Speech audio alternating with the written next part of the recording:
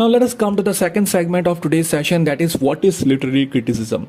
Let us first of all focus on the word criticism. Now when I say criticism, most of us will start thinking that if we just pass negative reviews or just we criticize a particular thing in a negative way, then it means criticism. However, it is not the same with literary criticism. In fact, criticism in itself does not mean passing negative reviews. Alright.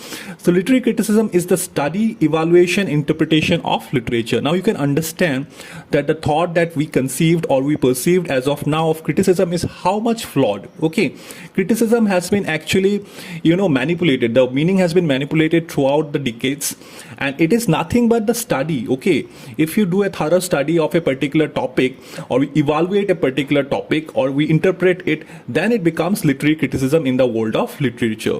Now modern literary criticism is often influenced by literary theory. As I've told you that criticism is an aspect in literature where a person studies, interprets and evaluates a particular piece of literature. So obviously it has to take some inputs from literary theory, which I will come to by the end of this segment. And what is literary theory? Let me give you a small idea. It is just a philosophical discussion of literature's goals and methods. Now, since literary criticism in itself is a very broad aspect in the world of literature, so obviously we need to understand the person who is qualified to do the literary criticism has to be, well versed in that particular literary theory.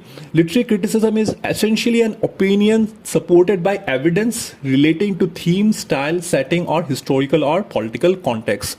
Now, it's not that we just wake up one morning and we start criticizing William Wordsworth without having any idea about, English literature or English poetics or anything. We cannot do that. We can do it only after having an expertise. Okay. And after having that expertise, if we go for the criticism, then that particular thing has to be supported by evidence. All right. We cannot just randomly start making remarks about anything and start criticizing it.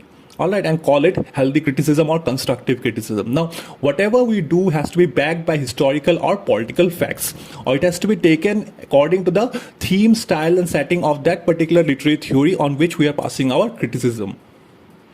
Now, the next part is who introduced literary criticism. Now, literary criticism is thought to have existed as far back as the classical period. Now, in the 4th century BC, Aristotle wrote the Poetics, a typology and description of literary forms with many specific criticisms of contemporary works of art. Now, if you can just summarize this entire thing, we can just conclude that Aristotle was the person who introduced criticism without actually, defining it. All right, literary criticism without actually defining it, he actually used it in his work, that is Poetics. And this particular topic is also very important from examination perspective. I'll be discussing it in my further sessions. Now let's come to how is literary criticism performed.